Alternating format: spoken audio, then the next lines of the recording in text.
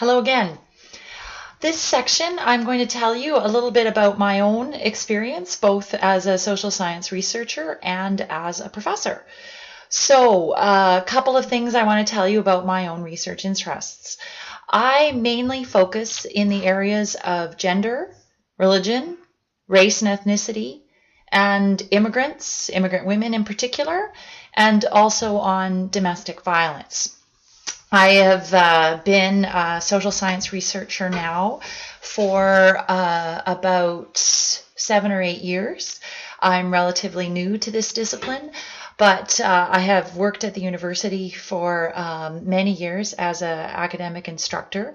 My first graduate degree was in the area of theology, and then in recent years I went back and did some graduate work in sociology. I am originally from Manitoba. I grew up just outside of Winnipeg, and did my undergraduate degree at the University of Winnipeg. Then moved on to the University of Toronto, and then just kept going east. And my last degree was from the sociology department at the University of New Brunswick.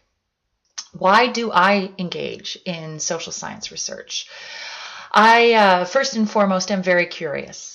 I'm absolutely fascinated by people. I'm a people person, and I really want to know why people do the things they do. And I'm particularly interested in social change and change in people's life course trajectory. So I want to know about those processes of change, individual processes.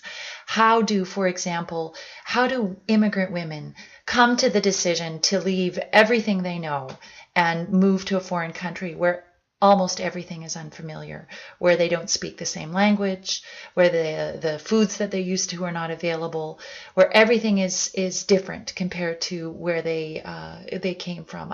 I'm curious what kind of prompts a decision to do that, and what sorts of things help women to carry out that pretty important decision in their life. So, for example, that's one example of the kinds of things I'm interested. I'm interested in change and the mechanisms of change.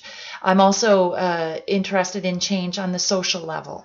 So when we see particular social problems like domestic violence, what do groups do? How do they engage in work that helps to prevent the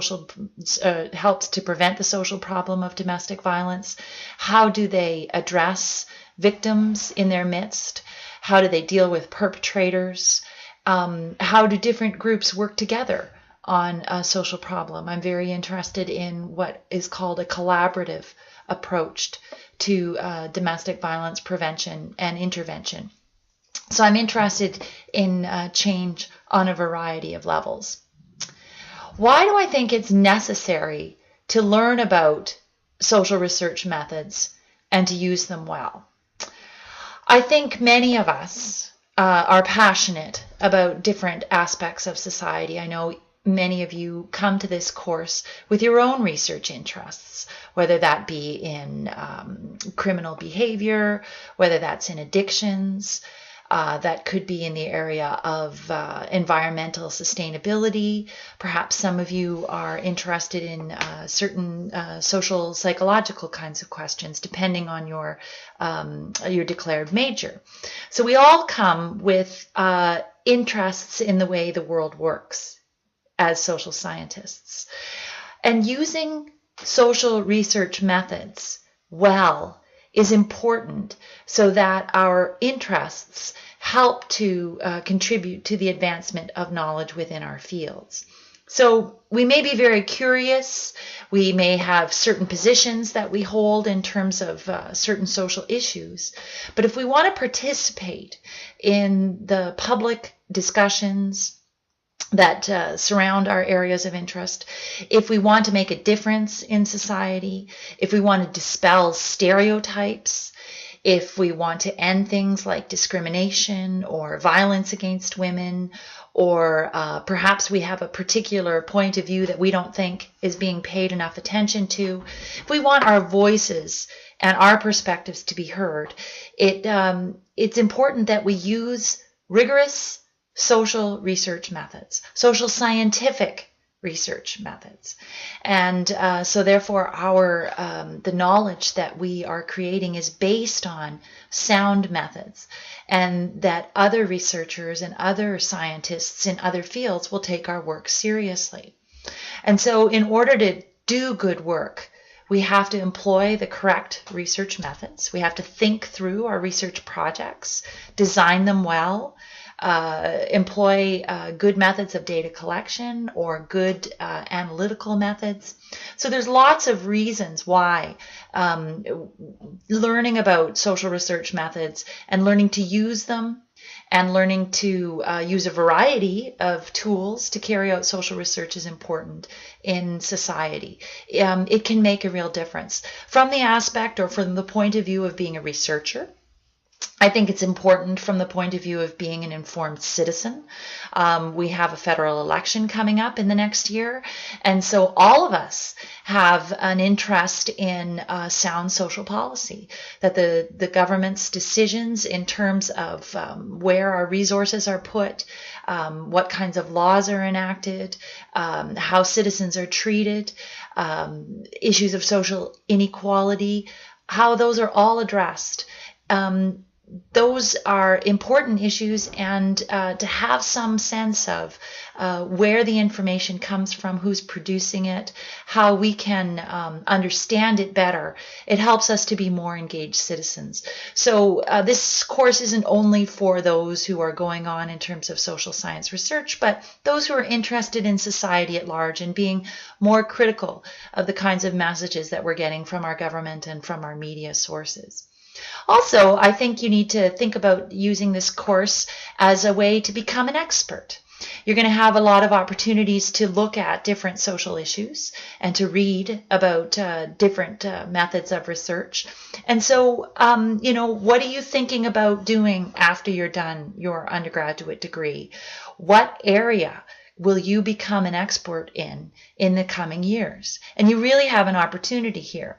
The job market has never been easy, but it's not an easy one right now at all. And so you may be thinking, well, what can I do with a bachelor's degree? Well, I think there's a lot you can do. I think our society needs people who are critical and well-informed. And so having a research interest at this point that you can become an expert in is important. A little bit about my teaching. So I've been teaching for over 12 years at the university. Primarily, I've been teaching undergraduates at the first and second year level because I really like that. I combine a lot of different things into my teaching style. So I think it's important for students to come to lectures because usually the lectures in my courses have additional content to what you may get off of Blackboard or out of the course textbook. I do a lot of hands-on learning, and particularly in this course. So you're going to learn specific techniques in collecting data and in analyzing data, both quantitative and qualitative data.